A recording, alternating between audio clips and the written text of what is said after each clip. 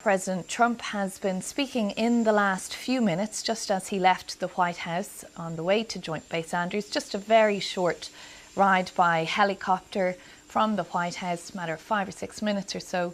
But before he boarded the helicopter, he did make his first remarks since posting about the ceasefire between Iran and Israel, saying he was unhappy with Iran. He was also unhappy with Israel. But he was more unhappy, he said, with Israel than Iran. Let's have a listen to those remarks. They didn't have to unload, and I didn't like the fact that the retaliation was very strong. But in all fairness, Israel unloaded a lot, and now I hear Israel just went out because they felt it was violated by one rocket that didn't land anywhere. That's not what we want, I'll tell you, and I'm telling you, I'm not happy about that, Israel, either. All I do is play both sides. I'm going now, as you know, to NATO.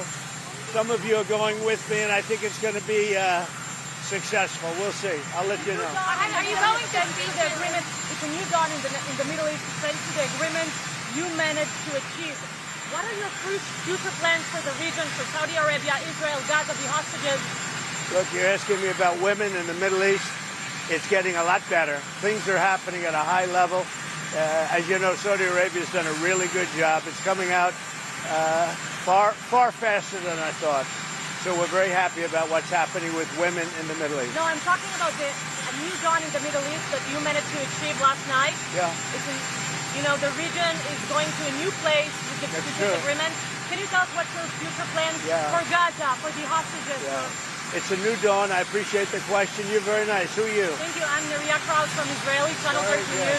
Well, we have to have Israel calm down because they went on a mission this morning. I got to get Israel to calm down now. Did you get to speak with Prime Minister? Did you talk to Prime Minister Netanyahu last night? I speak to everybody. You urge both sides not to violate the ceasefire, but reports coming from the region suggest that the sides accuse each other for violating the ceasefire. So I think they both violated it. I don't think I'm not sure they did it intentionally. They couldn't rein people back. I don't like the fact that Israel went out this morning at all, and I'm going to see if I can stop it. So as soon as I get away from you, I'm going to see if I can stop it, okay? Have you spoken to him this morning? How confident are you that Iran is completely demolished? I think it's been completely demolished. I think the reason we're here is because those pilots, those B-2 pilots, did an unbelievable job. And, you know, the fake news, like CNN in particular, they're trying to say, well, I agree that it was destroyed, but maybe not that destroyed. You know what they're doing? They're really hurting great pilots that put their lives in the line. CNN is scum, and so is MSDNC. They're all. And frankly, the networks aren't much better. It's all fake news, but they should not have done that. Those pilots hit their targets. Those targets were obliterated, and the pilots should be given credit. They're not after the pilots, they're after me. They want to try and demean. You don't believe that Iran can rebuild its nuclear program? Iran will never rebuild its nuclear. From there? Absolutely not. That place is under rock. That place is demolished.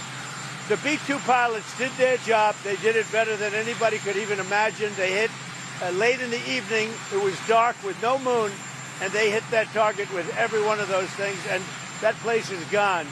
But when I see CNN all night long, they're trying to say, well, maybe it wasn't really as demolished as we thought. It was demolished. You take a look at the pinpricks, and you see that place is gone. And I will say, I think CNN ought to apologize to the pilots of the B-2s. I think that MSDNC ought to apologize. I think these guys really, these networks and these cable networks are real losers. You really are. You're real losers. Israel says that they violated the ceasefire. You're gutless losers. I say that to CNN because I watch it. I have no choice. I got to watch that garbage. It's all garbage. It's all fake news. But I think CNN is a gutless group of people. And the people that run it, nobody even knows it's been sold so many times. But the people that run it ought to be ashamed. MSDNC, a guy named Brian Roberts, he heads it. He's a disgrace. He's a weak, pathetic disgrace. Israel says that Iran violated the peace agreement, the ceasefire agreement. Do you believe that Iran is still committed to peace? Yeah, I do. They violated it, but Israel violated it too. Are you questioning if Israel is committed Israel, as soon as we made the deal, they came out and they dropped a load of bombs, the likes of which I'd never seen before. The biggest load that we've seen. I'm not happy with Israel. You know, when I say, okay, now you have 12 hours, you don't go out in the first hour and just drop everything you have on them. So I'm not happy with them. I'm not happy with Iran either. But I'm really unhappy if Israel's going out this morning because of one rocket that didn't land, that was shot, perhaps by mistake, that didn't land. I'm not happy about that.